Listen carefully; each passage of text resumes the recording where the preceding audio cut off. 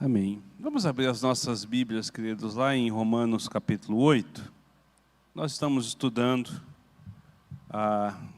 o capítulo 8 de Romanos como introdução, e esse tem sido o grande desafio, para estudarmos o versículo de número 28. Sabemos que todas as coisas cooperam para o bem daqueles que amam a Deus, daqueles que são chamados segundo o seu propósito. E a pergunta que nós fizemos é exatamente por que Paulo chega a essa conclusão. Porque o estudo em cima deste texto precisa de chegar a essa conclusão, precisa de entender o que está acontecendo aqui, né? E o que nós já vimos até então? Nós fizemos no primeiro estudo um breve panorama, uma breve visão panorâmica aí dos 7 primeiros capítulos, e um pouco mais aprofundado do capítulo 8, versículo 1. No segundo estudo, nós expusemos o versículo de 2 a 4, e no terceiro estudo, que foi semana passada, nós estivemos vendo do versículo 5 ao versículo 11. Então, hoje, nós estaremos vendo do versículo 12 até o versículo de número 17. E pensa no negócio que está dando trabalho, irmãos. Porque eu estou tendo que resumir isso aqui sem perder o conteúdo necessário. E como eu disse no primeiro estudo, o bom é se a gente pudesse pegar versículo por versículo e ficar assim, com tempo para poder ver tudo isso, né? Porque muita informação, como os irmãos têm visto aqui, mas a gente quer chegar no versículo de número 28. Alguém perguntou assim, pastor, por que você não vai logo para o versículo 28? Porque sem a introdução, sem entender o que Paulo queria dizer, a gente não vai compreender o que o versículo 28 vai estar nos ensinando, né? Não vai entender exatamente essa promessa maravilhosa que é dada pelo Senhor ali. Então a gente precisa de entender esse contexto para compreender isso. E quando nós chegarmos no versículo 28, nós vamos estar usando não o material meu, mas o livro de Thomas Watson, né, que é exatamente o mesmo título, né? Tudo de bem. Acho que é isso mesmo o nome do título. Mas é o que a gente vai estar vendo. Vamos lá, versículo de número 12 ao versículo de número 17. Vamos fazer essa leitura responsiva? Eu vou ler os números pares e a igreja responde com a leitura dos números ímpares, pode ser? Diz assim: assim, pois, irmãos, somos devedores não à carne, como se constrangido a viver segundo a carne.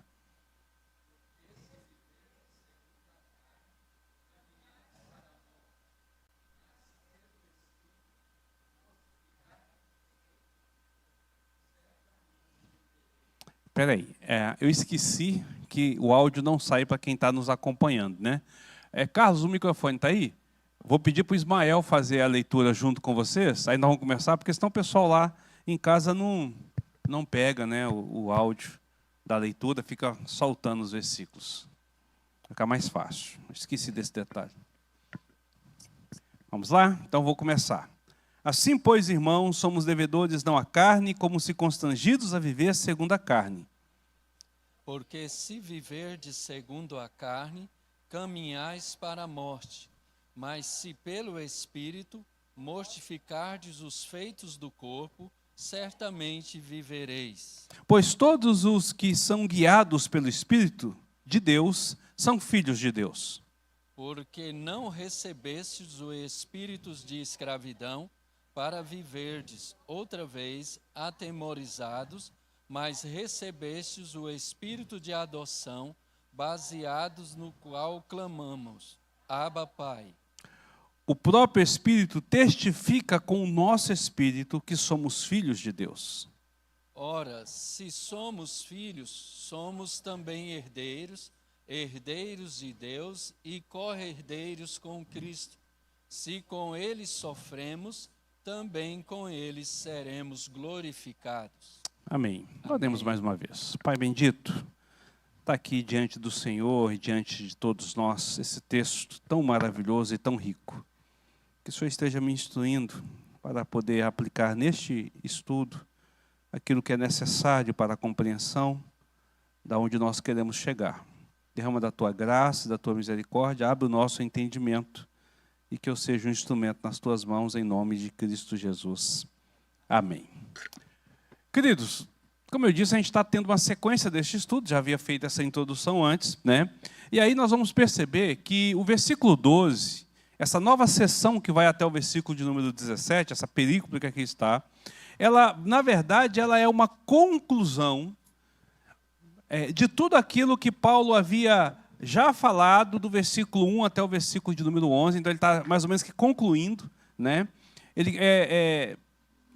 Como é que eu vou explicar isso? Sabe quando a gente está conversando com alguém e a gente chega num ponto de concluir e já emendar um outro assunto? Então, é mais ou menos isso que está acontecendo. Paulo está concluindo, não que ele esteja mudando de assunto, mas um ponto específico ele está dando uma conclusão para nos dar a condição de seguir. Por isso que aqui ele começa com a locução conjuntiva assim, pois. O que indica exatamente isso, tá certo? O que é que Paulo disse anteriormente? Ele disse que nós não somos mais escravos do pecado. Então ele está concluindo essa parte, essa primeira fala dele de que nós não somos escravos do pecado, tá certo? Então a conclusão de Paulo também é uma exortação, ou um encorajamento para que vivamos de maneira específica. Então, enquanto ele conclui o fato de que nós não somos escravos do pecado, ao mesmo tempo ele nos exorta para uma vida específica, uma vida que, então, funcione de forma com aquilo que ele entende que é correto, com aquilo que a palavra de Deus revela como correto, né? Geralmente nós pensamos que o sacrifício de Cristo, ele nos obriga a uma vida santa. Se eu aceitei a Cristo, Cristo fez o sacrifício para mim, então agora eu tenho por obrigação viver uma vida santa, tá certo? Geralmente a gente tem esse entendimento, ainda que a gente não vivencie isso, ou não expresse isso claramente, a gente tem essa situação. Eu sou devedor de Cristo, né? Cristo morreu por mim, então eu preciso de ter uma vida santa, eu tenho que buscar uma vida santa, porque eu sou crente, né? Agora eu sou servo de Deus. Então, é como se fosse assim, uma moeda de troca, né? Porque eu ganhei esse benefício, então agora eu vou agir desta forma. Mas o que Paulo está querendo dizer aqui não é isso. Não é que Cristo, pelo seu sacrifício, nos obriga a viver desta forma, ou seja, nós somos obrigados porque Cristo viveu. Não. O que Paulo está destacando é que a presença do Espírito Santo em nossas vidas é a verdadeira razão para a nossa consagração. Veja, o ato de Cristo, que é chamado então de um ato forense, fora de nós, um ato de justiça, onde Deus agiu com justiça, ele é aplicado através do Espírito Santo sobre nossas vidas. E é o Espírito Santo quem vai nos proporcionar a condição de uma vida consagrada. Não é a minha escolha, não é a minha boa intenção, não é a minha motivação, mas é exatamente a ação de Cristo. Então ele vai trabalhar exatamente nisso. Então o versículo de número 12, ele diz assim: assim, pois, irmãos, somos devedores não à carne, como se constrangidos a viver segundo a carne. E o que Paulo quer dizer aqui com carne? Nós sabemos que Paulo não está falando ao corpo físico, ele não está falando da nossa matéria, não é isso que Paulo está falando. Paulo está falando aqui dos desejos, motivos, afetos, inclinações, princípios, propósitos pecaminosos, né? Aquilo que nos carrega em direção ao pecado. Então, viver segundo a carne significa viver sendo dirigido por esse conjunto de ações, ou seja, ser dirigido pela intenção pecaminosa ou pela direção pecaminosa. Tiago vai dizer que a gente não deve dizer que somos tentados por Deus, porque Deus não atenta a ninguém. Antes diga, né, que os nossos olhos é quem viram, cobiçaram, desejaram e nos levaram então a essa situação. Ou seja, nós somos guiados por aquilo que nós somos naturalmente, tá? Com aquilo que nós somos naturalmente, aquilo que a nossa carne naturalmente vai estar direcionando. Então, Paulo vai dizer que nós não somos devedores à carne. Ou seja, não temos obrigação de viver segundo os desejos pecaminosos. E é interessante isso. Porque como nós temos aprendido, quem não está em Cristo é devedor da carne. Ele vive por essas inclinações, ele não tem outra escolha, tá certo? Há uma necessidade dele viver nessa condição. Mas Paulo está dizendo que nós não. Se nós temos Cristo, então nós não somos devedores à carne. Né? E aqui é um negócio interessante, porque ele está dizendo nesse versículo de uma forma negativa, apontando para algo positivo. Olha só, vamos lá de novo o versículo. Assim, pois, irmãos, somos devedores Nós somos devedores. Não a carne, como se constrangidos a viver segundo a carne. Ora, Paulo está dizendo, não está dizendo assim, vocês não devem nada, estão livres. Há um senso de obrigação, um senso de necessidade, um senso de realidade, nós somos devedores. Mas não é a carne.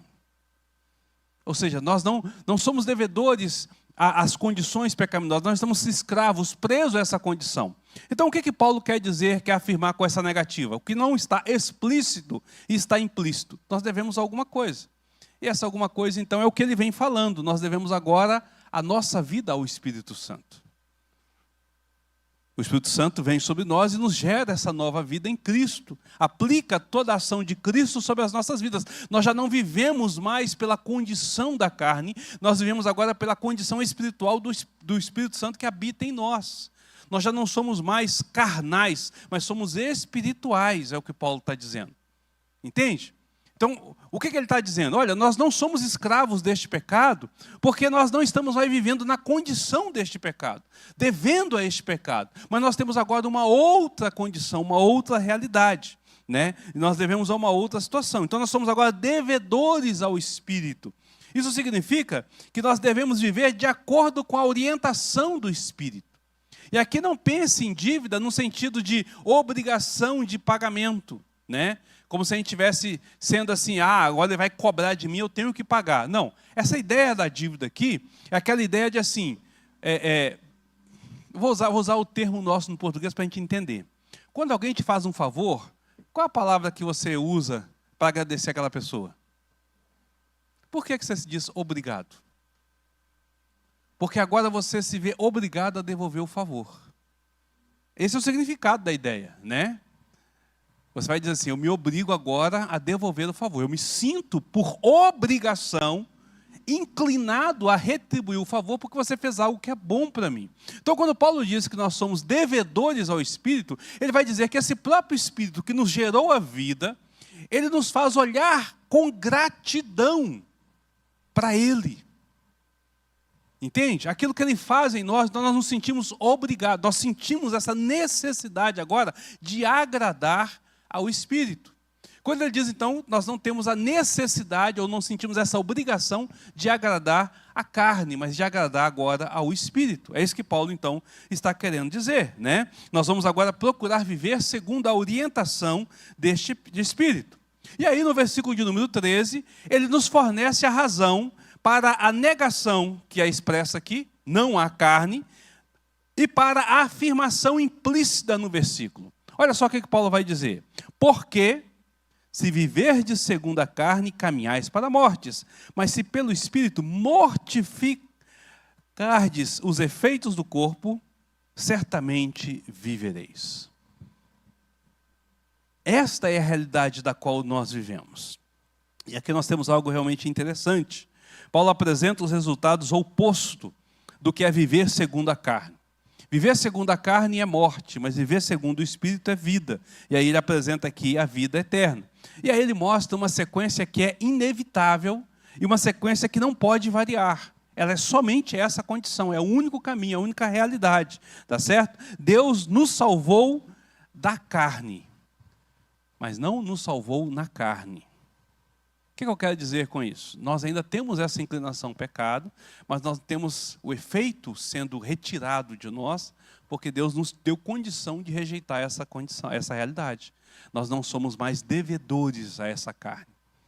A nossa carne continua, nossa natureza continua, ainda que nesse processo de transformação, inclinada para o pecado, tendo uma tendência pecaminosa, mas não escrava, não presa a este pecado. Entende? E se nós vivemos então dessa forma, nós temos agora uma obrigação, que a obrigação é mortificar essa carne.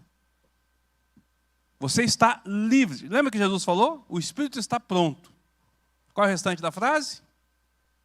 Mas a carne é fraca. É exatamente isso que Paulo está falando. Você tem toda a condição para caminhar nisso. Você precisa então de viver neste Espírito e não dar vazão à carne, para que você viva segundo os princípios da carne, segundo os rugimentos da carne, né? Paulo fala que o crente deve então de caminhar nessa carne, porque se ele veja que ele diz que se viver de segundo a carne, caminhais para a morte. E morte aqui, querido, Paulo não está se referindo somente à morte física. Paulo está levando ao extremo da morte, a separação do próprio Senhor na eternidade. Caminhar sobre a carne, né, viver na inclinação da carne, ser devedor da carne, significa que você vai ser levado desta vida para o inferno. Você está dando vazão àquilo que não é real na sua vida. Paulo está colocando isso de forma bem clara. Então ele vai dizer que nós devemos então, a única maneira de evitarmos esse resultado de morte é sendo liberto dessa condição da carne, que é o que ele diz nos versículos anteriores. Nós somos libertos pelo Espírito do Senhor. Volta lá no versículo de número 2. Porquanto que fora impossível a lei, no que estava enferma pela carne, isso fez Deus enviando o seu próprio Filho em semelhança de carne pecaminosa e no tocante ao pecado, e com efeito condenou Deus no pecado, na carne o pecado, a fim de que o preceito da lei se cumprisse em nós, que não andamos segundo a carne, mas segundo o Espírito. Veja, Paulo está enfatizando isso. E aqui é importante a gente pensar nisso. Você já reparou que nós estamos falando o tempo todo, desde que nós começamos no versículo 1 até agora, falando assim, olha, vocês precisam de entender que a vida do crente é uma vida no Espírito, e a vida do ímpio é uma vida na carne. Vocês precisam de entender que vocês não podem caminhar sobre a carne. Vocês estão livres da carne, vocês estão livres dessa condição pecaminosa. Ainda que vocês tenham a inclinação, vocês podem dizer não ao pecado. Você percebe que o tempo todo nós estamos repetindo isso. Então Paulo está enfatizando, e isso é importante. Né? A gente sempre enfatiza aquilo que é importante. Então a gente precisa de ter isso aí cravado na nossa mente de forma mais clara, tá certo? A evidência dessa segurança é que os crentes procurarão, então, viver segundo a carne. Segundo o Espírito, e não segundo a carne. Se você é cristão, a sua tendência é querer viver segundo o Espírito. Lembra que eu falei do dever? Poxa, eu fui salvo. Eu me sinto agora na obrigação, eu me sinto devedor. Por prazer, por querer, por amor. Por saber tão alto o preço que foi, eu me inclino nessa direção. O contrário disso é tornar-se ingrato ao que recebeu. É você virar as costas à gratidão, e nós não podemos fazer isso de forma alguma. Paulo afirma que pelo Espírito devemos então mortificar os efeitos do corpo. Ou seja, esses desejos e ações pecaminosas, ela deve ser mortificado pelo Espírito. E aí tem uma coisa interessante, não é o seu espírito, não é pelo seu querer, não é pela sua vontade, não é pela sua mente, não é pela sua capacitação, é pelo Espírito Santo, né?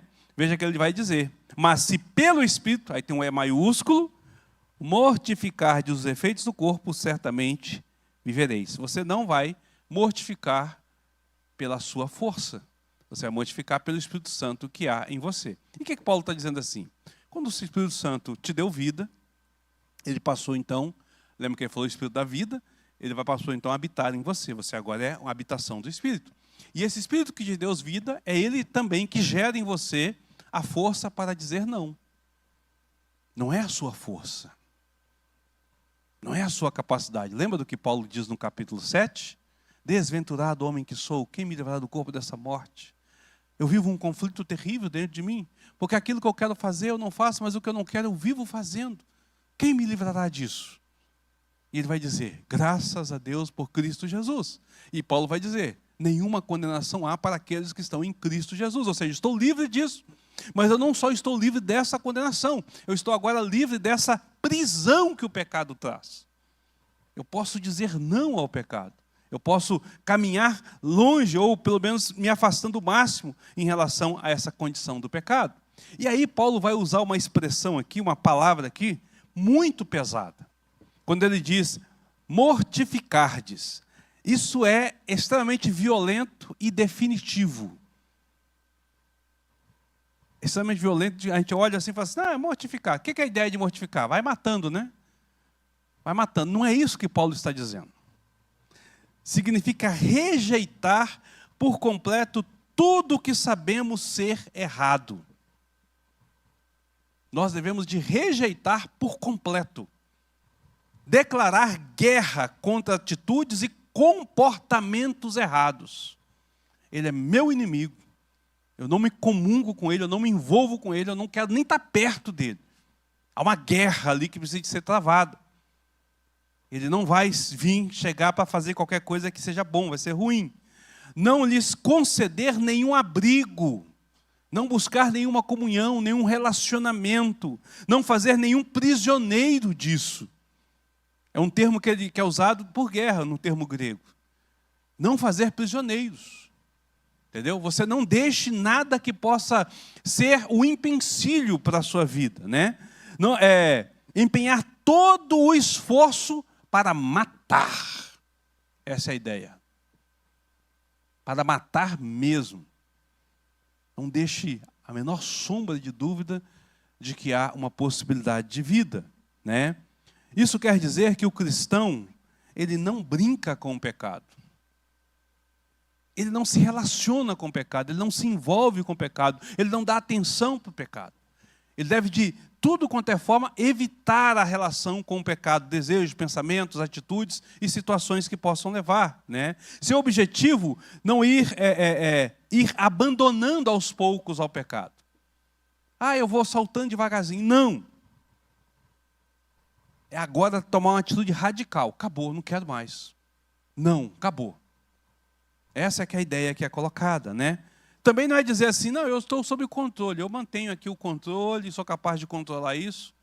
A intenção pecaminosa você nunca vai ser capaz de controlar. O pecado nunca será algo que você poderá controlar, mas ele vai te dominar. Então você não pode pensar dessa forma, né? É você se colocar o mais longe possível dele. Não apenas evitando aquilo que você sabe ser pecado, e aqui é que está a grande questão. Não é apenas evitar aquilo que você sabe ser pecado, tá certo? Mas é também você evitar tudo aquilo que leva ao pecado. E mais ainda, até o que você duvida, você deve evitar. Será que isso aqui me leva ao pecado? Se eu não sei, eu não vou. Fazer de tudo para estar longe dessa condição. É essa a ideia desse mortificardes. Então, esse caminhar no Espírito, né? Esse caminhar no Espírito é justamente você olhar para a sua vida com tal vigilância, com tal situação, que você vai ser aquela pessoa chata. Não, isso aqui eu não me envolvo, isso aqui eu não faço, isso aqui eu não vou, com isso eu não falo, não me participo disso, não tenho essa condição, porque você vai se isolando dessas condições para que você diga assim, eu estou vivendo no Espírito, eu estou caminhando no Espírito. Ou seja, eu não estou dando vazão, eu não estou dando espaço para que a carne venha tomar lugar na minha vida. Ela tem que ser morta, né? Tem que ser morta. Existe uma frase, eu não sei quem foi que disse, né? Essa frase, mas é uma frase que eu até já repeti ela, quem diz assim, eu pensei que tinha matado o velho homem, quando eu percebi, ele já estava me puxando pela perna, né? A gente tem que ter essa noção de que ele não está morto. E a gente precisa, então, de fazer de tudo para que ele esteja longe da gente. Pergunta, comentário.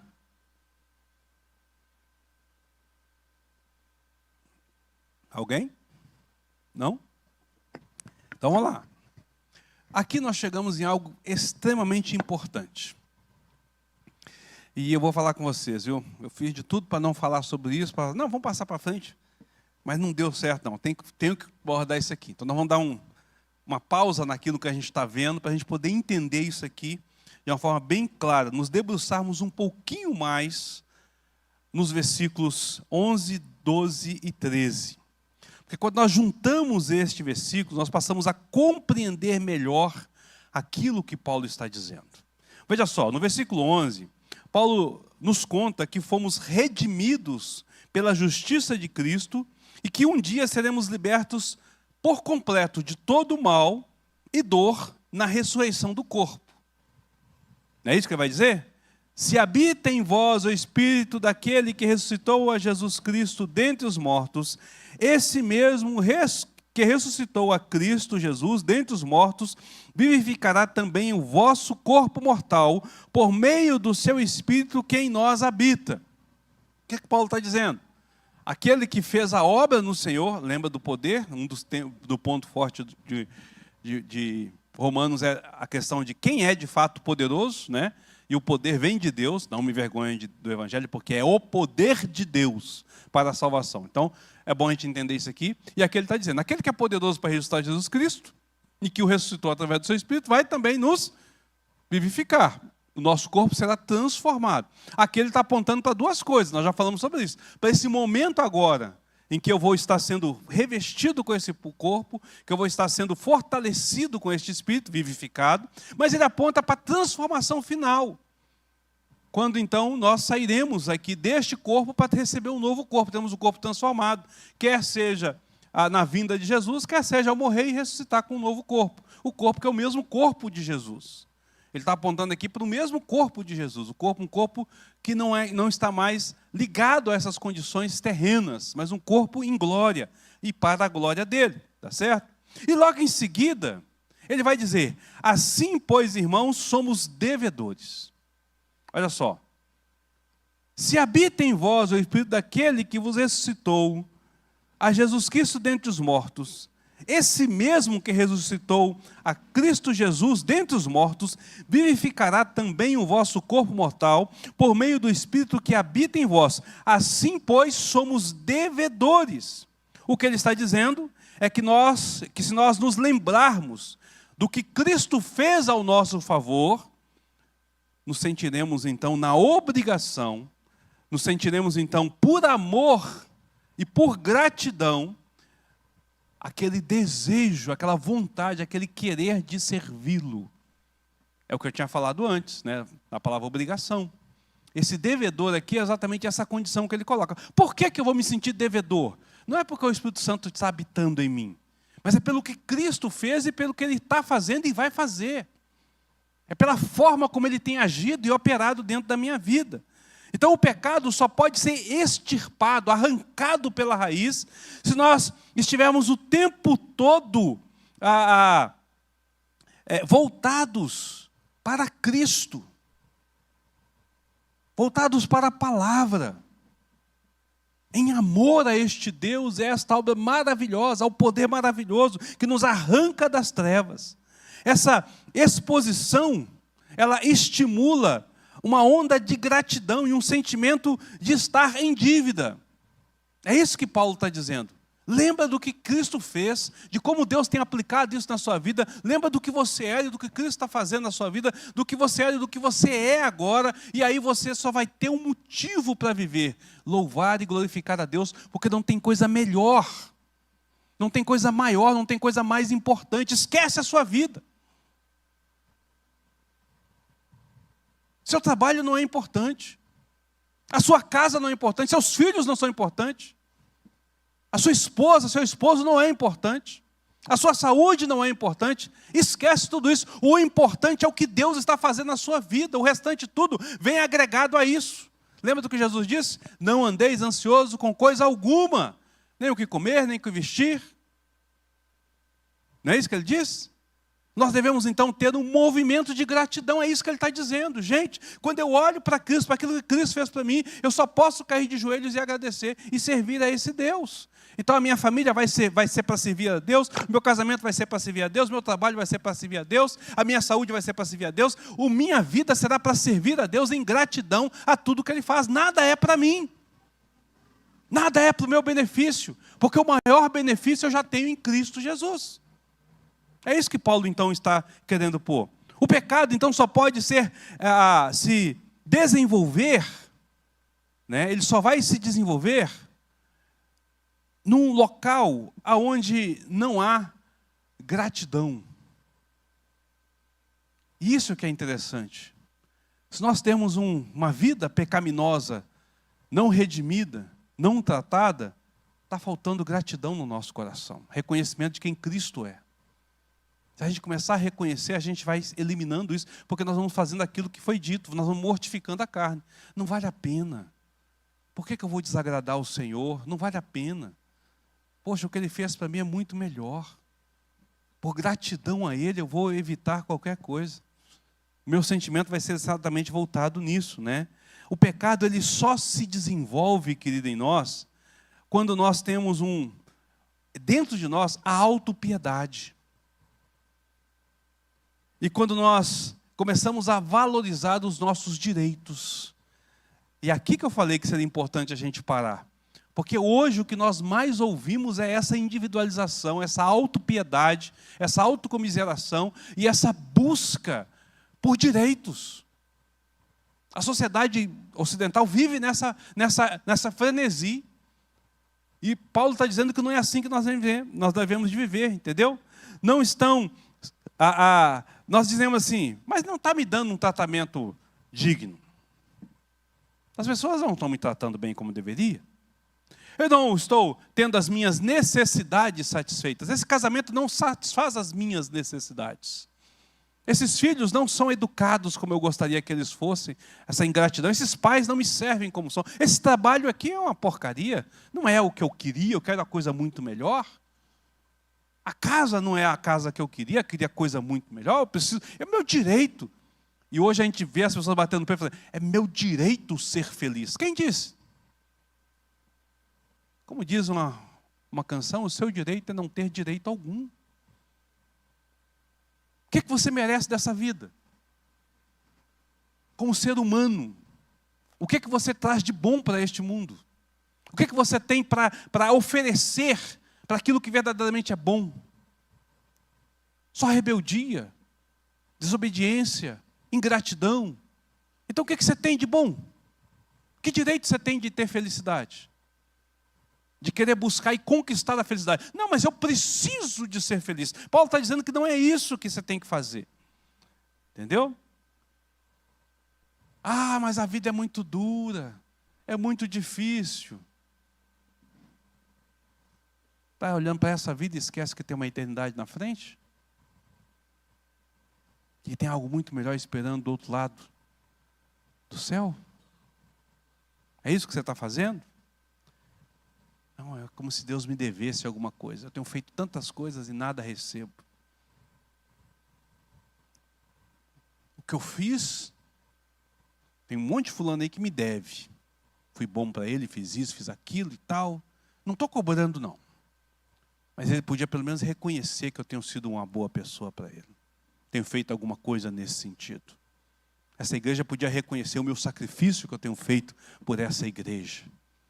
As minhas horas que são dedicadas, né? Minhas horas de abrir mão de muita coisa para poder estar aqui. Às vezes a gente até não fala, mas dificilmente pensamentos assim não passam em nossa mente. Paulo está dizendo que isso aqui, esse viver dessa forma, é exatamente ceder às condições da carne. E aí, irmãos, nós percebemos o quão longe a nossa sociedade está e o quanto isso tem contaminado a igreja neste desejo de ser feliz, nesse direito de ser alguém, de ser visto, de ser feliz. É meu direito, é meu dever que as pessoas façam isso para mim. Entende? Paulo está dizendo que não é bem assim. Essa atitude central por trás da valorização dos meus direitos. Querido, isso é a natureza pecaminosa falando mais alto nas nossas vidas. No entanto, Paulo diz que nós precisamos lembrar de quem de fato nós somos devedores. E então nós vamos nos banhar na recordação da graça de Deus, e essa recordação da graça, da ação, da benevolência, do sacrifício de Cristo sobre nossas vidas. Se lembrar daquilo que Cristo é, e lembrar da ação do Espírito sobre nossas vidas, lembrar onde nós estávamos, para onde nós estamos, então ela vai enfraquecer a nossa carne. E enfraquecendo a nossa carne, matará o pecado no nível da motivação. Estou sendo motivado a isso. Então ela vai mudar isso na nossa vida, né? Então mortificar, que está no versículo número 3, faz parte do subconjunto das coisas do Espírito, que ele diz no versículo 5. Porque os que se inclinam para a carne cogitam das coisas da carne, mas os que se inclinam para o Espírito, das coisas do Espírito.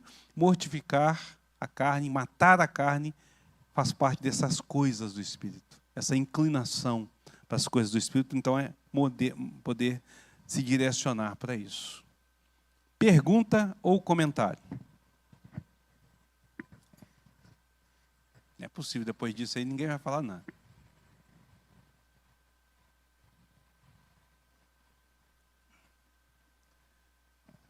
Tranquilo aí? Então, bom. Bom, isso quer dizer que o versículo 6 e o versículo 13 são as motivações para que você possa mortificar a carne. Olha só o que diz o versículo 6. Porque o pendor da carne dá para a morte, mas o do Espírito dá para a vida. Versículo 13. Porque se viverdes segundo a carne, caminhareis para a morte, mas se pelo Espírito mortificareis os efeitos do corpo, e certamente vivereis. Observe que Paulo aqui, ele não está mandando mortificar o pecado. Paulo não está dizendo que eu tenho que matar o pecado. Às vezes a gente luta contra o pecado, né? Não, esse pecado, esse pecado, esse pecado. Mas a luta verdadeira é contra a própria carne. A luta verdadeira é com a intenção, a motivação. O que me motiva isso? Se uma pessoa ela luta com a pornografia, não basta ela desligar o celular, desligar o computador, não ver certas revistas, não ver certas coisas. Não vai resolver.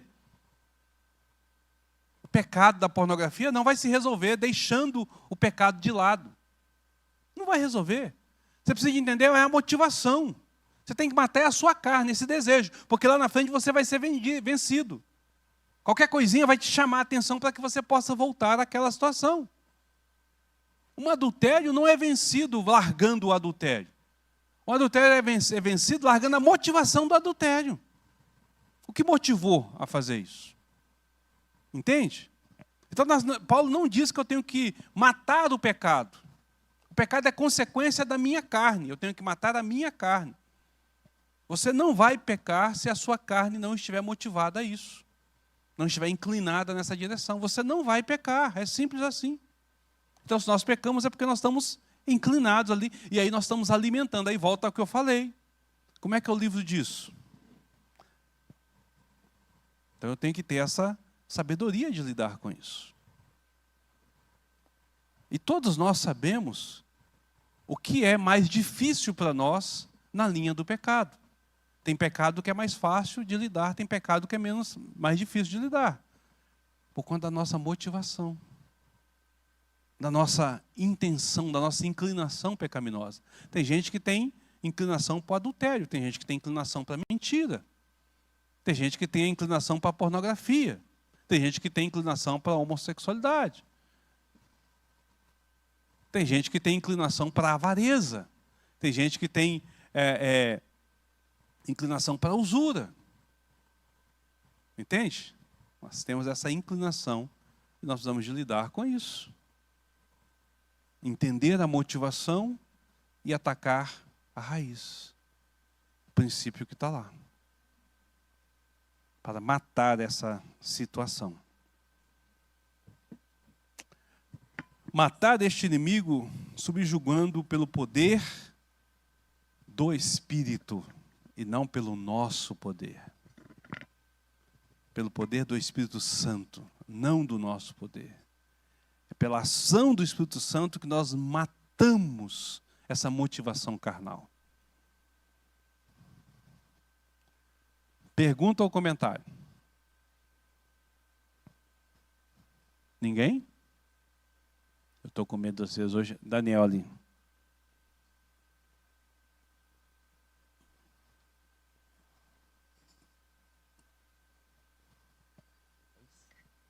Boa noite. Eu vou fazer uma pergunta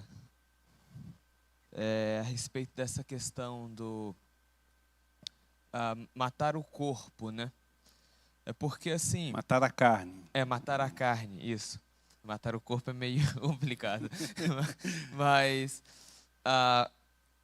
Porque, assim, realmente, se for analisar a situação do pecado de uma forma mais ampla na vida de uma pessoa, é muito uma questão de como a cabeça da pessoa funciona, né? Assim, de como o que todos os motivadores ali para ela ser do jeito que ela é. Só que aí vem a parte complexa, né? Porque existe uma parte do ser humano que, vamos dizer assim, é biológico. O senhor citou o exemplo da pornografia, né? Pornografia, ela tem uma parte que é biológica, que é a questão hormonal, né? Existem períodos em que o corpo humano ele volta e meia estar mais ativo, tem a famosa fase da puberdade, né?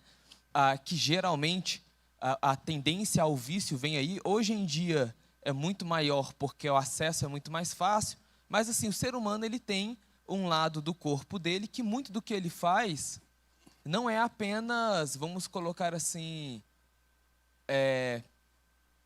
como é que poderia dizer? Não é apenas, eu acho isso muito bacana, eu pensei sobre isso e por isso acho muito bacana.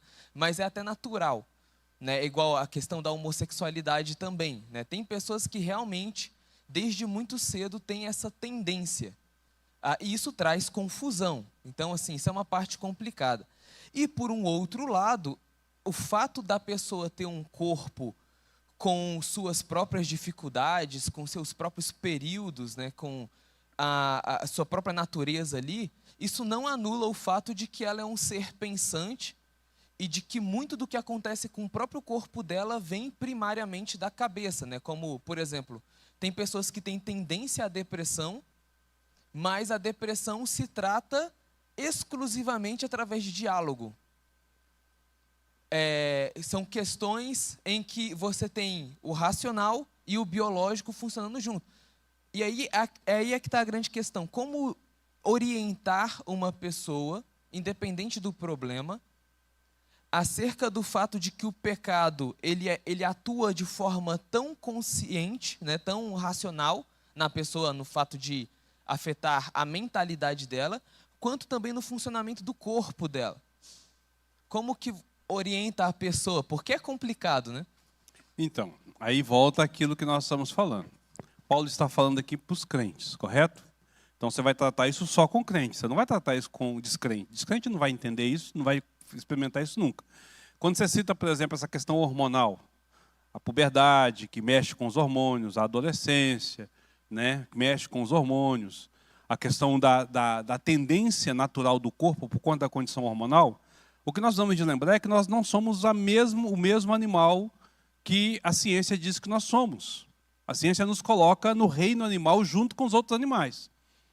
Só que nós somos criados à parte. Ainda que a gente tenha essas condições animais, nós não somos a mesma coisa. Essa ideia de que nós somos homo sapiens, né? Porque nós somos aí dos mamíferos, dos bípedes, de não sei o quê, dos símios, não sei o que. Cara, esquece isso. Biblicamente falando, isso não é verdade. Isso é parte da cadeia evolutiva. E se isso não é verdade, significa que você não pode tratar o seu instinto natural da mesma forma que o animal o trata. E esse é o problema nosso. É que a gente vai usar essa questão, mas é um instinto natural. É uma questão do meu corpo que é assim. Não. O seu corpo está vivendo isso, mas se você está em Cristo, você está livre dessa condição. Espiritualmente, você está deslocado. Enquanto que o animal não tem o espírito para poder dizer não, o pecador está cravado, está preso, está escravo das atitudes animalescas pecaminosas. Porque não são atitudes animalescas, são atitudes pecaminosas. Por exemplo, vamos pensar sobre... Você deu o exemplo da questão da pornografia e da questão do sexo. Você não vê um cachorro, vou usar a expressão aqui para ficar claro, se masturbando. Se você vê ele fazendo... Você não vê, entendeu? Ele olhando para a cachorra e ficando... A não ser no período de cio. Existe um período natural que isso acontece. Há um período em que ele é estimulado fisicamente. E aí ele vai agir de forma irracional que ele é. Mas o homem não tem esse período irracional assim. Ele age com irracionalidade porque ele pensou, escolheu e fez. Como é que eu lido com isso? É isso que Paulo está dizendo. Eu vou lidar com isso aqui e aqui, na minha mente e no meu coração. Estou usando a expressão coração para se referir à alma, né? Eu não sou este animal. Eu vou resistir a isso. Então, o que eu vou fazer? Eu vou olhar para a minha dificuldade e vou evitar situações que me levam a isso. Por exemplo, uma pessoa que é viciada, que tem um problema com drogas. Ela tem uma adicção por drogas. O corpo dela, ela experimentou a droga e o corpo dela, então, agora passou a ter essa dependência química, né? Ela passa a ter a dependência química. Como é que ele evita? Não estando onde tem droga. Não chegando nem perto. Não conversando. Porque até o cheiro atiça ele. Chega longe. E quando ele tem essa situação, ele tem que buscar apoio, correr longe daquilo ali. Fugir da aparência do mal. Entende? É a mesma coisa, sou eu. Parece, eu tenho certeza que isso aqui pode me levar ou não para o pecado? Não sei. Opa, então peraí, por que eu vou arriscar? Melhor não. É isso que Paulo está dizendo, entendeu? Então, eu preciso de entender exatamente isso. Como crente, eu estou livre deste poder. Ele ainda tem influência, mas ele não tem o poder de me escravizar. Só vai ter se eu abrir mão das ferramentas que ele me deu. Né? Se eu começar, porque esse é o problema, eu começo a dar vazão para a carne, e daqui a pouco, meu querido, eu estou caído. Daqui a pouco eu estou fazendo o que eu não deveria. E o pior, sabe o que é? É que a gente faz assim, eu não devia estar fazendo isso. Eu tenho certeza que quando você peca, na sua mente fica assim, eu não devia estar fazendo isso. Não devia. E depois que você peca, você se arrepende e fala, por que eu fiz isso? É o Espírito Santo trabalhando sobre você. Você não está preso a isso. Entende? Vai te levar para essa condição. É uma luta difícil? É. Quem disse que é fácil? Como eu disse, é uma guerra. Você tem que matar esse inimigo. E esse inimigo, querido, é a sua carne. É a sua vontade. Então o que a gente começa a fazer? A observar aquilo que me leva ao pecado. O presbítero Luiz conheceu um homem que eu poderia dizer que é o mais santo que eu já vi na face da terra. Pecador como qualquer um outro, mas assim, com uma visão de dignidade, uma preocupação tremenda, que é o reverendo Luiz Ricardo, lá do CPO. O reverendo Luiz Ricardo, ele nunca casou. Ele chegou a ficar noivo, depois terminou o noivado, e ele entendeu que Deus havia chamado ele para viver solteiro. Então ele era um eunuco por natureza. Uma vez um colega nosso de sala, de sala mesmo, estava com um álbum de fotos da família, para poder ver a família dele, para ver a família dele, né? Aí ele falou assim, pastor, vem cá para você conhecer minha família. Ele começou a passar as fotos. Aí tinha algumas fotos que estavam na praia. O Luiz Ricardo fez assim, não viu nenhuma. Ué, mas qual o problema? Ele falou, a sua esposa, a sua filha, a sua prima, o pessoal está de biquíni, eu não quero ver, não me interessa. Não é que ele tinha inclinação, a aparência do mal. Aquilo que poderia levá-lo a um pensamento além do que deveria. Tem um livro que eu sempre indico para quem lida com problemas de pornografia, Sexo Não é Pecado, Lascívia Sim, da editora presbiteriana. Muito bom esse livro, ele tem umas dicas muito boas. E o autor deste livro, ele é um pastor que lida na igreja dele com pessoas com pornografia, ele mesmo já lidou com a pornografia. E aí, ele chega a orientar da seguinte forma, não pegue o catálogo da Avon, nem da Jequiti, nem de nada para você ver.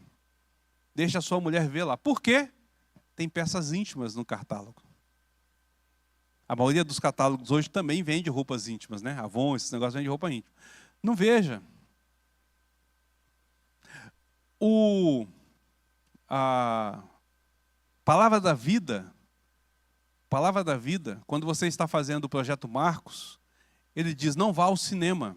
Durante um ano você não vai ao cinema. Os jovens não vão ao cinema, são proibidos. Se você for ao cinema, você vai ser disciplinado. Porque determinados filmes têm cenas picantes. Tem imagens, tem coisas que não precisavam de estar lá. Qual é a condição? Cortar o pecado pela raiz. Estou dando isso aqui como exemplo, mas podia ser em qualquer coisa, viu, irmãos? Qualquer situação que poderia ser. Estou dando esse exemplo aqui porque é o exemplo mais comum da gente ver, né? E eu estou citando isso aqui que são exemplos práticos daquilo que é. Se você tem um problema com pornografia, você tem um problema com lascívia, meu querido, a sua intenção, você tem que matar isso sem o velho homem. Vai chegar um ponto em que aquilo não vai ser mais problema. Mas enquanto ele é, você tem que evitar tudo. É correr a léguas de distância mesmo. Entendeu? Porque aquilo vai te motivar, aquilo vai atiçar o seu pensamento na sua inclinação pecaminosa. É isso, entendeu, Daniel? Então, quando coloca aqui essa condição, o que eu tenho que fazer? Trocar. A gente sempre fala isso, né? Quando a gente está trabalhando em aconselhamento, tanto na área da psicanálise, quanto na área do aconselhamento bíblico, quando alguém está com depressão, por exemplo, fala assim, qual é a intenção sua? Pensamento de morte, pensamento de solidão, de que ninguém gosta, você tem que trocar o pensamento, né? Buscar pessoas, você tem que olhar para as coisas de uma outra forma, tem que mudar a perspectiva. Você tem que mudar o pensamento. Não é diferente. A gente lida com o pecado, é isso. Agora, você nunca vai conseguir lidar com isso com uma pessoa descrente. Aí ele não vai dele, vai ter que, por isso que eu falei, tem que entender. Por isso que eu falei, essa é a importância dos versículos 11, 12 e 13, porque ele está mostrando isso, tem que entender isso. Vai, Daniel. Qual é a pergunta? Daniel tem uma outra pergunta ali, ou um comentário. E aí, irmãos, se vocês quiserem fazer, aproveita aí e já fala logo.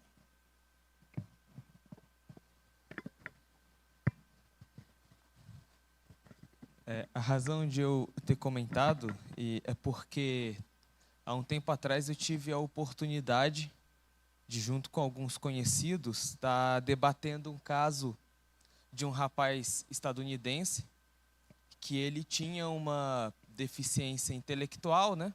Não muito grave, nada muito fora, e ele nunca tinha sofrido bullying, nada de ruim, família estável, tudo tranquilo. Só que um certo dia ele pegou o fuzil dos pais dele, matou a mãe, foi para uma escola e fuzilou algumas crianças, né? E depois se matou. E aí esse caso, obviamente, apareceu na TV e tudo mais, levantou bastante discussões. E uma coisa interessante é porque há um tempo atrás, esse mesmo rapaz, ele tinha ligado numa rádio que ele gostava muito, e ele perguntou, né, ele contou um caso para o radialista sobre a história de aconteceu também lá nos Estados Unidos, né, uma mulher que tinha um gorila como... Gorila não, era um macaco, chimpanzé, isso. Como animal de estimação, e o chimpanzé é um animal selvagem, né? E, um certo dia, o chimpanzé matou a dona. Ele saiu de controle, aconteceu alguma coisa, ficou estressado e matou a dona, né, dele. E aí esse rapaz perguntou para o homem da rádio, e o homem da rádio falou, o que isso tem a ver? E o que o rapaz respondeu foi, é porque eu acho que tem certas pessoas que são como esses macacos, né? E o que é interessante sobre isso? É porque esse assunto aqui, ele é muito mais profundo e muito mais sério do que aparenta, ou do que a gente imagina, se a gente fosse ser sincero com o que nós somos, né? Como por natureza, assim, principalmente no pecado. É porque realmente a boa parte, até das grandes coisas terríveis que acontecem, é uma série de comportamentos em que a própria pessoa ela se esquece da racionalidade. O que aconteceu com esse rapaz foi que ele estava se comparando a um animal, como o senhor bem citou. O ser humano não é um animal. Ele tem um raciocínio, só que a gente tem essa dificuldade, e isso é complexo, isso entra em casos que são cruéis, violentos como esse, mas isso também entra em coisas mínimas, como, por exemplo, a fala. O Senhor falou, mudar o hábito, mudar a mente. A gente fala, né, a pessoa está triste, poxa, muda o pensamento. E às vezes a pessoa nem sabe como ela vai fazer isso. Só que é literal, né? É literal. Você está lendo um livro de romance e lê um livro de ação. É literal, porque é uma questão de racionalidade, de comportamento prático, mecânico, nesse sentido. E isso é muito profundo, principalmente por falar de pecado, que é uma coisa que todos nós temos, né?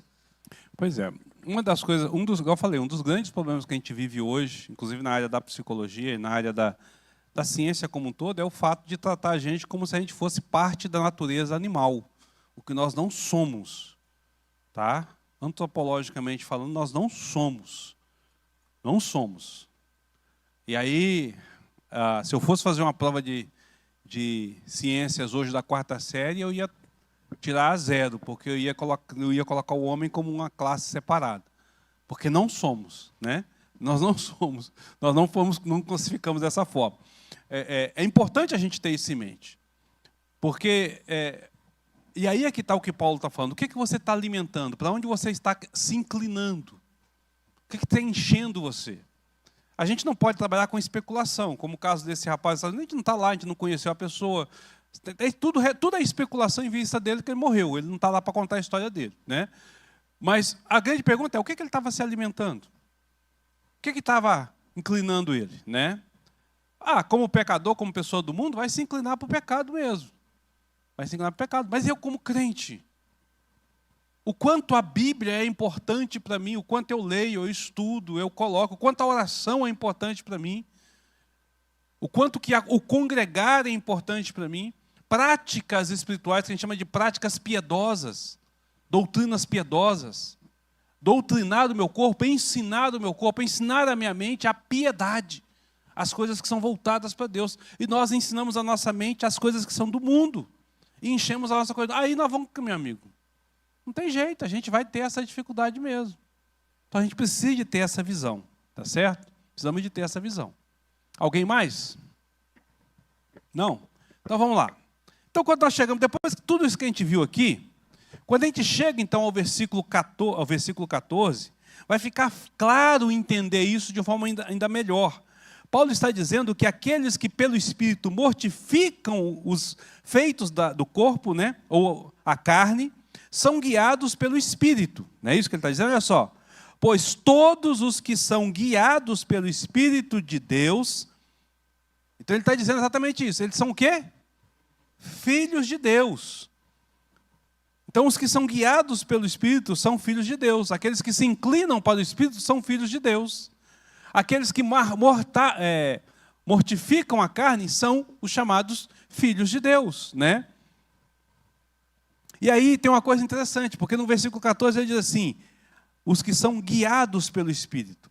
E a maioria de nós, quando lê esse versículo, a gente pensa assim, não, ser guiado pelo Espírito é nos ajudar a tomar decisões. A melhor esposa, o melhor carro, o melhor emprego, né? As decisões assim que me levam para essas condições. Mas isso é fazer vista grossa ao que Paulo está dizendo. Porque, veja bem, ele está ligado ao versículo 13.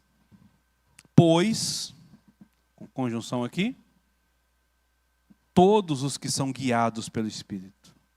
Então está ligado à mortificação da carne. A mortificação da carne. O versículo, então, começa com essa conjunção que é chamada de coordenativa explicativa, né? Que vai nos coordenar para uma explicação, vinculando ao que Paulo, então, está prestes a dizer com o que ele acabou de dizer. No versículo 13, ele ensina que com o Espírito, realmente, nós podemos triunfar sobre o pecado. A seguir, ele explica que com esse grande poder, olha o poder de novo aí, poder sobre o pecado, que está à nossa disposição, nos assegura exatamente o que nós somos, filhos de Deus. Só os filhos de Deus podem experimentar isso. Se não é filho de Deus, não irá experimentar isso de forma alguma, tá certo? Guiados pelo Espírito deve ser entendido, então, como a mesma coisa que mortificar os efeitos do corpo. Guiados pelo Espírito é ser guiados pelas coisas espirituais. É guiados para longe da ação da carne. É ser direcionado para as coisas que têm a ver com o Espírito. Lá no versículo 6, a inclinação. É isso que está ligado aqui. Não é assim, o Espírito Santo vai me guiar no melhor emprego. Não. Não é essa a ideia que está sendo feita. Quando você está mortificando a sua carne, quando você está matando o seu eu, o Espírito Santo então está te guiando para as coisas corretas. E aí que está a grande questão, né? Alguém pode perguntar assim, pastor, como é que eu vou saber que a pessoa com quem eu vou casar é a pessoa correta? O Espírito Santo vai me direcionar isso? Vai, se você matar a sua carne. Como? O que a Bíblia diz? Como é que deve ser o seu esposo, seu cônjuge, esposo ou esposa? O que a Bíblia diz que ele precisa de ter? O que é importante ter ali? Como é que é o seu comportamento junto a essa pessoa e como é que deve ser o comportamento dela junto a você? Vai te guiar para a pessoa certa. Esse emprego aqui deve ser ou não deve ser? Como é que você deve se portar diante disso? Percebe? Então, matar a carne é que vai nos levar para cumprir a vontade de Deus, para as decisões corretas. Mas sem matar a carne, querido, não vai. Vai sempre tomar a decisão errada, porque você sempre vai voltar para o seu eu. O que a gente mais ouve quando conversa com pessoas que estão namorando, com descrentes, é assim: ah, mas eu amo ela. Ah, eu amo. Ah, mas você não sabe o quanto essa pessoa faz bem para mim. Mas ela é tão boa, ela nunca me impediu de... E eu estou tentando levar ela para Cristo. Você não está entendendo que eu estou tentando levar ela para Cristo? Mas a Bíblia diz o quê? Não se envolva. Mas aí, como é que eu fico? Ué, mata a sua carne. A sua vontade, o seu amor, o seu desejo não pode sobrepujar a sua razão. O que a Bíblia diz que você tem que fazer? Não pode. Então há uma necessidade de você fazer isso. Por que você vai fazer isso? Porque Deus me deu algo muito melhor, sou grato ao que Deus me deu. Mas eu tenho medo de ficar sozinha. Querido, no céu você não vai ficar sozinho, não. E você não vai ter marido ou esposa também, não. A companhia que você tem é de Jesus, que é a melhor companhia que tem. Percebe, então? O que o Senhor está dizendo aqui com relação a isso, né? Então, guiado por Espírito é exatamente essa ideia de não deixar que os efeitos da carne, os efeitos do pecado tomem conta de nós. Somos guiados para odiar as coisas que o Espírito Santo odeia, o pecado. E somos guiados a amar as coisas que Ele ama, Cristo, o nosso Redentor. Esse é ser guiado pelo Espírito. Todos que ali vivem dessa forma, então, são filhos de Deus. Mas observe que não são todos filhos de Deus, né? Mas só são filhos de Deus aqueles que estão preocupados em mortificar a carne. Que estão inclinados para o Espírito, na direção do Espírito. E aí o versículo de número 15, Paulo enfatiza isso, porque nós como cristãos, então, recebemos o Espírito da adoção. Por quê? Não recebeste o espírito da escravidão para viverdes outra vez atemorizados, mas receberdes o espírito da adoção, baseados no qual clamamos Abba, Pai. E aí você vai perceber que o espírito aí já não é o Espírito Santo, o espírito menor. E esse espírito aqui não se refere à alma, se refere à motivação, se refere à nossa intenção, né? Lembra daquela, eu estou inspirado, né? Então, a ideia é a seguinte, a minha motivação, a ideia que Paulo está usando isso aqui é pneuma, é o pensamento, é a lógica, é o raciocínio e é as emoções que vão nos guiar. É nesse sentido que ele está colocando. Nós não recebemos, então, uma motivação para a inclinação da morte, mas nós recebemos uma motivação exatamente para a adoção, né? Para dizer papai querido, né? Paizinho amado, porque a expressão Abba tem a ver com essa realidade, né? E aí, responde a uma outra questão que o mundo, aí é assunto para outra situação, nem todos são, de fato, filhos de Deus, como o mundo quer dizer que somos, né? Não existe filhos naturais de Deus a não ser Jesus Cristo. Filhos são os adotivos, né? Então, nem todo mundo é filho de Deus, mas somente aqueles a quem o Espírito Santo passa a habitar nele. Aqueles que se renderam a Cristo, se entregaram a Cristo, que tem Cristo como seu Salvador, e o Espírito Santo passa a habitar na vida dele. Tá certo? Pergunta ou comentário? A Aga diz ali.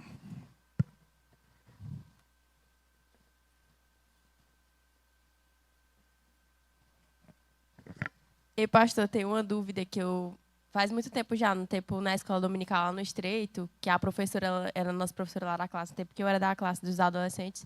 Ela até foi embora já, acho que foi 2000, faz um tempo, 2021, se eu não me engano. A gente estava falando dessa questão do Espírito Santo, tal, da carne, e aí teve uma parte que ela falou, ela deu exemplo, por exemplo, quando a gente, na parte que o senhor falou, que a gente, por exemplo, peca, né, a gente sente tipo uma cobrança do Espírito Santo, que é aquela coisa, né, tipo assim, ai, por que eu fiz isso e tal. Aí ela estava dando um exemplo, ela deu um exemplo assim, que, por exemplo, a gente, vamos supor, eu estou na minha casa e tem um som do lado. Aí todo dia aquele som vai tocando. Na primeira vez eu fico muito incomodada, não consigo dormir, aquilo ali me incomoda muito. Mas vai passando os dias e tipo vou me acostumando com aquilo. Aí ela deu tipo um exemplo assim, que a gente, vamos supor, peca uma vez, a gente tem aquela cobrança, mas a gente vai praticando e tem aí chega uma hora que a gente não sente mais aquele, sabe, aquela coisa assim, aquela Aquele cobrança. incômodo. Isso. Aí eu queria mais assim que o senhor é sempre me perguntar isso pro pastor, mas eu nunca lembrei de perguntar, mas eu queria mais explícito assim. Não, o que ela falou não está errado, mas é mais ou menos o que eu estou falando. É a questão de que você precisa de matar a sua carne. Você vai cedendo. Porque assim, gente, ninguém pratica o pecado de imediato. Ele vai cedendo. Você vai cedendo aos poucos. Entende? O pecado ele não vem. Ninguém sai daqui falando assim, vou adulterar ali se ele foi fiel a vida toda. Isso não vai acontecer. Ele vai cedendo, ele começa a alimentar coisas na vida dele. Pensamentos, começa a alimentar figuras, começa a ver algumas coisas, criar insatisfações, né? Porque geralmente quando há adultério, a pessoa cria insatisfações com o casamento, ou ele quer uma aventura, ele começa a deslocar a mente dele. Ele está enchendo a mente com outras coisas. E aí, automaticamente, ele vai culminar no final, no pecado, tá certo? Mas se ele começa a se reestabelecer pela palavra de Deus, aí não. O que a Bíblia diz sobre isso? Essa vontade não é boa. Vou dobrar meu joelho, vou orar, pedir ao Senhor que limpa isso do meu coração. Vou buscar aqui uma vida de santidade. Vou conversar com pessoas para me ajudar a lidar com isso. Vou conversar com um pastor, com outras pessoas. Eu estou tendo uma situação ruim. Quando já chega nesse ponto de... Então, você tem que buscar uma ajuda mesmo, né? Então, você vai eliminar esse mal. Mas se você for cedendo, você vai cair. Se você cair, aí, mesmo que você sinta essa sensação ruim, e você não abandona, aí, meu amigo, daqui a pouco você não está sentindo nada mais mesmo, não. Né? Cria uma dormência em relação a isso. Então, de fato, faz sentido nesse contexto. Mas lembra que não é o ato do pecado. Para chegar ao ato do pecado, passou por um processo antes. Por isso que Paulo está dizendo que nós temos como vencer o pecado a partir da mortificação da carne. Você não mata o pecado, você mata a intenção de pecar. Tem que estar atento a essas questões. Matando a intenção de pecar, o pecado não vai acontecer. E se acontecer, se eu não conseguir matar, porque eu não consigo mesmo, eu sou fraco, vai acontecer essa situação, não coloque isso dessa condição. A sua luta é até a morte.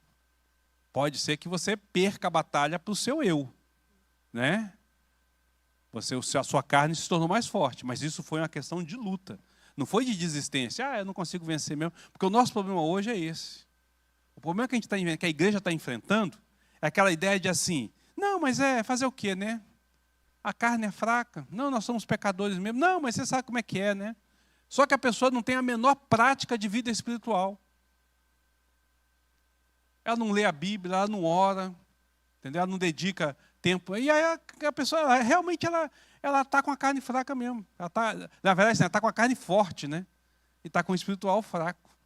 Porque ela justamente não está fazendo isso. Então, você não trata o problema, você previne de acontecer o problema. Essa que é a grande questão. Ok? Mais alguém? Presbítero Luiz ali.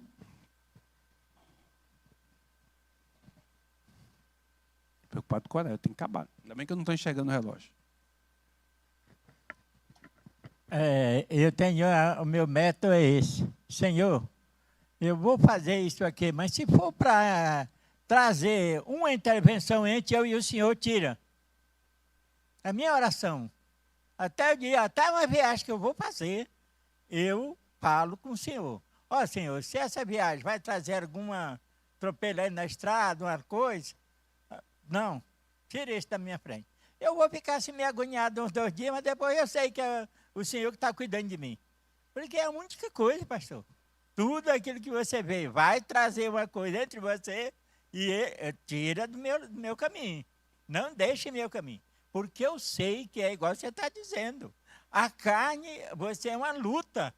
É uma coisa que se você não estiver nos pés do Senhor, você acaba se envolvendo. Amém. A gente tem essa história. Verdade. Mais alguém? Não? Então vamos lá. Paulo então caminha para o versículo 16, e aí o versículo 16 ele é muito conhecido, né? Ele vai dizer, o próprio Espírito testifica com o nosso Espírito de que somos filhos de Deus, né? Então Paulo vai apresentar aqui que aquele que habita em nós, né? É quem vai testificar de que nós somos adotados pelo Senhor. E aí a palavra testificar aqui é a mesma palavra que é usada para testemunho, mártir. Aquela pessoa que testemunha um fato e está ali para provar aquilo. Ela é a decisão do caso, né? Já viu aqueles filmes de tribunal que aí tem, de repente, chama uma testemunha que muda todos os fatos? Aquela pessoa ali, ela tem a palavra final que deu o resultado. Então, é o Espírito Santo que tem essa palavra final sobre as nossas vidas. O fato dele estar em nós, ele testifica isso ao nosso espírito, né? Então, a nossa alma, a nossa vontade, ao nosso querer, de que nós somos de fato os filhos de Deus. É o que ele está dizendo. Agora, para que isso aconteça, tudo aqui aconteceu primeiro. Você não vai ter a testificação de que você é filho de Deus se você não estiver matando a sua carne. Vai ter sempre a dúvida no seu coração. Se você não está buscando uma vida de santidade, vai ter sempre uma dúvida no seu coração. Mas se você está buscando essa vida de santidade, se você está se empenhando nessas questões, essa realidade vai se tornar um fato sobre a sua vida, né? Então ela vai ter algo interessante. Então há um testemunho interno que é realizado pelo próprio Espírito de Deus, de que nós somos filhos dele. E é irrefutável, porque é o próprio Deus quem está dizendo. É o próprio Deus quem está dizendo. Chegamos então ao versículo 17, que fecha todo esse quadro. Diz assim, ora, se somos filhos, somos também herdeiros, herdeiros de Deus e co-herdeiros com Cristo. Se com Ele sofremos, também com Ele seremos glorificados. Veja que Paulo conclui o que ele vem dizendo, né? Esse ora, ou seja, concluindo. Veja, seguindo o raciocínio do que nós estamos dizendo. O próprio Espírito testifica que você é filho de Deus. Se você é filho de Deus, então, querido, você é herdeiro de Deus. Ele está dizendo. Tem coisa melhor do que isso. Você também é herdeiro. E aqui nós precisamos de entender isso de uma forma bem cultural em relação à Palestina daquele período e à realidade judaica daquele período. O herdeiro ali, porque assim, por exemplo, eu tenho 4 filhos. Os meus 4 filhos são meus herdeiros, né? Se eu não deixar algo dividido, quando morrer, eles vão querer pegar o que eu tenho, né? Eu espero que eles peguem cada um uma dívidazinha em kit, para mim ficar tranquilo. Mas não é isso, todos são herdeiros, né? Vamos lembrar como é que era na Bíblia? Quando nós olhamos, vocês lembram da história de Abraão? Abraão teve 2 filhos. Um com a concubina, Agar, que era escrava da esposa dele, e outra com a própria esposa. O mais velho deveria de ser o herdeiro. Mas Deus falou que o filho natural é que seria herdeiro. O que ele faz com Ismael? É Ismael, né? É Ismael. Que eu olhei para Ismael e falei assim, que eu estou falando errado? O que ele faz? Ele despede ele. A herança só pertence ao filho. Na época de Jesus, a herança pertence ao primogênito, que leva o nome, a intenção é perpetuar o nome da família. Então ele leva a porção maior. Os outros levam presentes. Nós vamos ver isso, por exemplo, quando então Abraão casa novamente após a morte de Sara, diz que ele casa novamente, ele tem filhos com Quetura, com não sei o que, tem outros filhos. Aí você vai ver que, ainda em vida, Abraão dá presentes a eles e separa, para que Isaque seja o único herdeiro. Entende? Quando você vê, por exemplo, Davi escolhendo Salomão como rei, os outros foram rejeitados. Ele é, então, o herdeiro. Então, o que quer dizer esse? Nós também somos herdeiros. Quem é o herdeiro natural? Não é Jesus? É o herdeiro natural. Nós também somos herdeiros com o Senhor. É isso que ele está dizendo. Deus está fazendo um negócio diferente aqui. Ele está pegando esse tesouro maravilhoso e distribuindo entre todos os seus filhos. Né? Por isso que nós somos co-herdeiros com Cristo. E aqui nós vamos entender um pouquinho melhor. Mas entenda essa ideia. A ideia é aquilo que ele tem de mais precioso. Que ele, no caso, usando esqueci a palavra que diz agora. Comparativo. Tem uma outra palavra. Comparativo entre o pai natural e Deus, né? O pai juntou todo o seu tesouro a vida inteira para entregar para o seu herdeiro. Mas ele não entrega para o seu herdeiro, ele entrega por todos os herdeiros de forma igual. Essa é a ideia que é apresentada. Entende? Então o maior tesouro de Deus é a entrega. Agora, deixa eu te fazer uma pergunta. Qual é o maior tesouro que Deus pode nos dar? Uma casa com pedras preciosas, maravilhosas, né? Uma caminhonete uma RAM lá de último tipo lá, né? Uma fazenda cheia de boi, muito dinheiro no banco, saúde de ferro para poder fazer o que quiser. Qual é o maior tesouro que Deus pode dar? Qual é o maior tesouro que Cristo tem? Hã? É o próprio Deus. O maior tesouro de Cristo é o relacionamento com o próprio Deus. Não tem nada mais precioso, e Jesus vai deixar isso claro ao longo da sua caminhada aqui, que não tem nada mais precioso do que o relacionamento dele com o Pai. Ele e o Pai são um. Agora, lembra da oração sacerdotal? Assim como o Senhor é em mim, que sejam eles em nós. Esse é o tesouro precioso que Paulo está colocando aqui. O relacionamento íntimo com o Pai. Por isso que ele vai usar lá, a poder chamá-lo Abba Pai, Paizinho querido, Paizinho amado, ter um relacionamento íntimo como Cristo tem. Essa é a ideia que é apresentada, entendeu? Então os herdeiros de Deus significa que nós somos adotados para receber aquilo que tem de mais precioso, o maior tesouro. Somos adotados com esse fim. Deixa eu falar um negócio para você aqui. Adão não tinha isso no paraíso. Adão não tinha isso no paraíso. Adão estava no melhor local que qualquer um de nós poderia estar. Saúde perfeita, tudo perfeito, tudo maravilhoso. Tinha conta para pagar, não tinha preocupação nenhuma, ainda conversava com Deus no final do dia. Mas ele não tinha o melhor tesouro. É Deus como Pai. Adão é criatura, até que Cristo faça, então, filho de Deus. Esse é o maior tesouro que a gente pode receber. Então, volta de novo lá para aquela ideia da gratidão. Por que eu vou ser devedor do Espírito? Veja o quanto Ele me dá, irmãos. Quanto Cristo me dá. Não tem nada mais valioso, nada mais precioso do que essa realidade, né? Então nós temos com Cristo a possessão da herança. A possessão da herança. Isso é que nós temos. Que coisa maravilhosa, né? Mas Paulo não termina aí. Terminando aí já seria maravilhoso, já seria ótimo terminar por aí.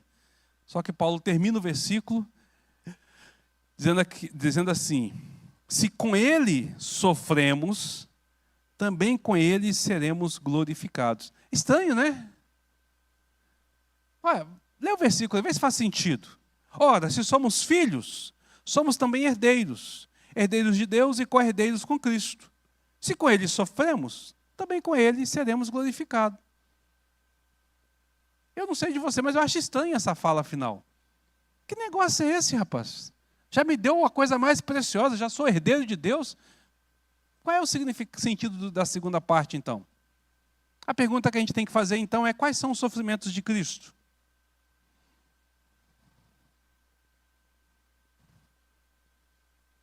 Quais são os sofrimentos que Cristo sofreu sobre a terra?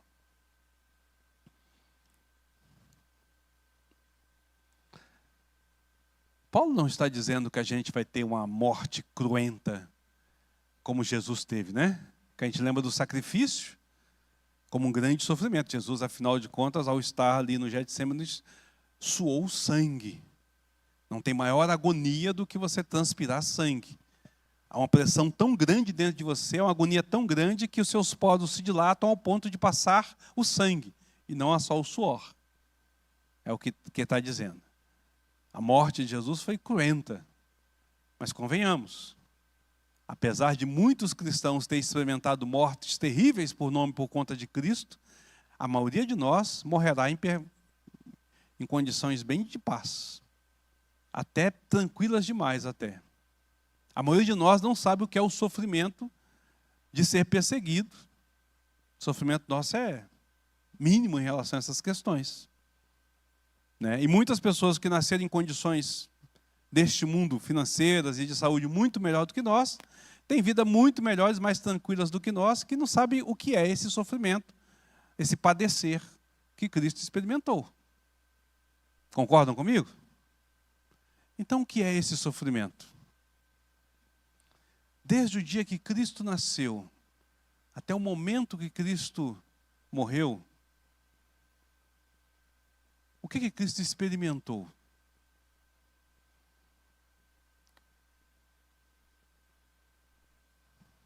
Vamos lá para Hebreus 4.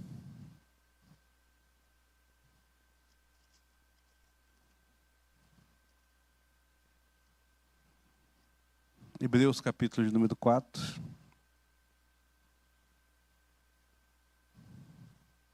Versículo 15. Porque não temos sumo sacerdote que não possa se compadecer das nossas fraquezas. Antes foi ele tentado em todas as coisas, a nossa semelhança, mas sem pecado. Lembra do matar a carne? Jesus não precisava de matar a carne dele, porque a carne dele não tem a mesma enfermidade. Mas Jesus experimentou todo o sofrimento da tentação do pecado em condições piores do que nós enfrentamos. Quando nós olhamos, por exemplo, a tentação de Jesus no deserto e comparamos com a tentação de Adão no paraíso, são totalmente diferentes. O paraíso tinha tudo, podia comer qualquer coisa, estava feliz, estava tranquilo. No deserto é fome, é sede, e o diabo só vai lá naquela condição terrível que está. O mundo já está em queda, né? Jesus é tentado numa condição, é o mesmo teste lá. O teste acontece aqui para iniciar o ministério dele. Veja, no teste de Adão caiu, o homem caiu. No teste de Cristo, o ministério dele se inicia. Logo depois do batismo, ele é levado para esse teste, para essa prova, e sai numa condição bem pior. A Bíblia diz que ele foi experimentado, ele foi tentado à nossa semelhança, porém sem pecado. Aí, Paulo diz assim: se sofremos com Cristo, nós também temos que lutar contra o pecado, como Cristo lutou. Resistir às investidas de Satanás, como Cristo resistiu. Resistir à vontade da carne, como Cristo resistiu. Sim, Cristo resistiu. Lá no Getsemane, a oração de Jesus é: Pai, eu não quero ir para a cruz mais. Se for possível, tira essa coisa. A vontade dele é não ir para a cruz. Mas ele venceu a sua carne ao dizer: contudo seja feita a sua vontade. O texto começa dizendo que Jesus está com uma grande agonia. Ele chega assim: vamos orar porque eu estou em grande agonia. E chama os 3 mais próximos dele e coloca: vocês oram aqui enquanto eu vou ali distante.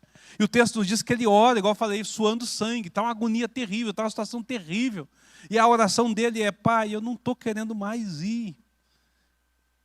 Eu olho para essa minha natureza, está difícil de ir para essa situação. Não a natureza pecaminosa, mas lidando com a condição de rejeitar a vontade de Deus. Mas ele consegue vencer. Consegue vencer. Você já reparou que quando você lê a Bíblia, principalmente no livro de Marcos, você vai ver Jesus orando muitas vezes? Por exemplo, você vai ver Jesus orando quando eles tentam proclamar Jesus como rei. Jesus se retira e vai orar. Era muito mais fácil. ser proclamado como rei do que ir para a cruz. Tentações vieram e ele venceu. Se nós sofremos com Cristo em condição muito menor, com ele seremos glorificados. Será que Paulo não está querendo dizer exatamente isso? Essa luta contra o pecado, em condição menor, mas na mesma realidade, enfatizando a vida vidoura, que é o mais importante que nós teremos? A glória com o Senhor. E aí Paulo diz, seremos glorificados com ele. Venceremos e teremos um novo corpo, uma nova carne, um corpo glorioso e a presença de Deus constante conosco. Por isso que eu falei, essa sessão termina essa parte.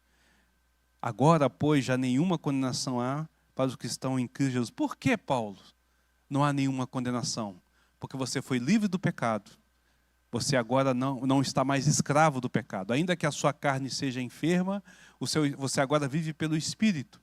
E o Espírito Santo que habita em você te habilita a dizer não para o pecado, desde que você procure ser guiado, viver, se inclinar, caminhar em direção a Cristo, tá certo? Em direção às coisas que pertencem ao Espírito, que é rejeitar e odiar o pecado.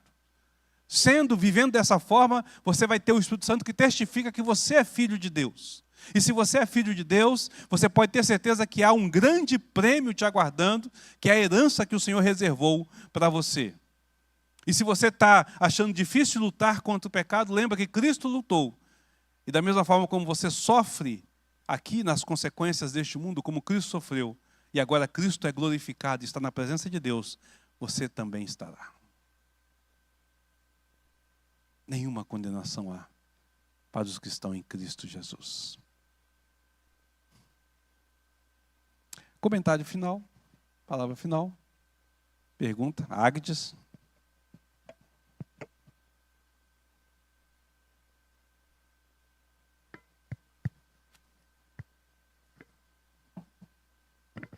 É da parte que o senhor falou sobre a maior recompensa, se eu não me engano, o senhor falou assim na palavra que todo mundo falou que é a vida eterna que a gente vai receber, e o senhor falou que é a nossa ligação com Deus. Isso. Aí eu estava parando para pensar na parte que o senhor falou, que a gente pensa que Deus tem a obrigação de dar alguma coisa para a gente, ou seja, a gente pensa assim que eu vou servir a Deus. Algumas pessoas, pensam, vou servir a Deus só porque Deus vai dar a vida eterna para mim.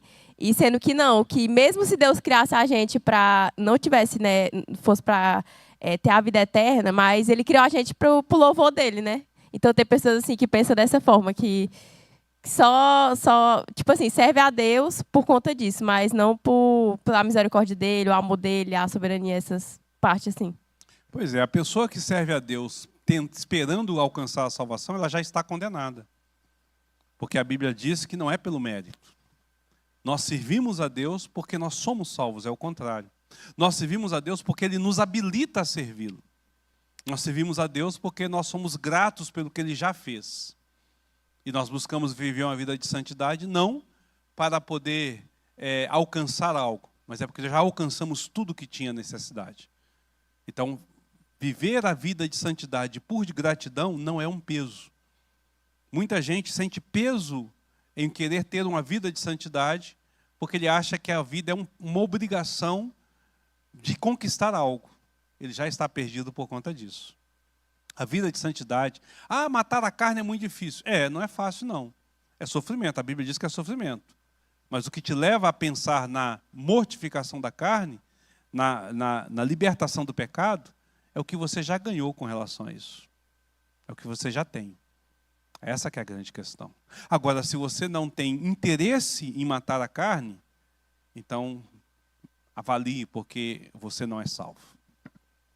E aqui eu não vou nem dizer talvez seja. Presta atenção. Se você não tem interesse em agradar ao Senhor, se você não tem essa inclinação para matar a carne, estou dizendo que você venceu a carne, não, é outra coisa, né? Mas eu tenho esse desejo, essa interação, eu quero agradar ao Senhor, eu sou grato ao Senhor pelo que Ele fez. Se eu não tenho isso, você não é salvo. precisa de conhecer a Cristo e entregar sua vida a Cristo. Porque você não tem a salvação. Paulo deixa bem claro isso aqui. Está se enganando. Está se enganando. Existem 3 tipos de pessoas neste mundo. As pessoas que sabem que não são salvas, as pessoas que sabem que são salvas e as pessoas que acham que estão salvas. Em um desses 3 você está. Lá fora, se você chegar para alguém, ele vai dizer assim, eu não tenho certeza, eu estou numa situação complicada. E se você apertar, ele vai dizer assim, não, isso aqui eu não tenho não sou salvo não. Mas às vezes aqui dentro da igreja você vai apertar alguém e ele vai dizer, ih rapaz, como é que é esse negócio mesmo? Mas eu acho que estou. Interessante, né? Tudo isso para chegar no que Paulo quer dizer lá na frente. Todas as coisas cooperam para o bem daqueles que amam a Deus. Vamos colocar de pé para a gente poder orar e encerrar esse momento? Alguém tem alguma palavra final, alguma pergunta final para fazer? Fale agora ou se cale-se para sempre. A Adelene quer fazer um comentário aqui? Na realidade, era só complementar o texto de Hebreus, né? No próprio livro de Hebreus, ontem eu estava até conversando com o Daniel sobre isso, que é como se fosse um contexto, né, do que Paulo vai falar no capítulo 4, que é justamente ele trazendo aqui ao que Cristo se prometeu. Né? Ele fala assim, e livrastes todos que, pelo pavor da morte, estavam sujeitos à escravidão por toda a vida. Pois ele, evidentemente, não socorre a anjos, mas socorre a descendência de Abraão. Por isso mesmo convinha que todas as coisas se tornassem semelhante aos irmãos, para ser misericordioso e fiel, sumo sacerdote, nas coisas referentes a Deus e para fazer propiciação pelos pecados do povo. Pois naquilo que ele mesmo sofreu, tendo sido tentado, é poderoso para socorrer os que são tentados. Aí se a gente pegar esse versículo e juntar lá com o 4, né? Perfeito. Amém, verdade.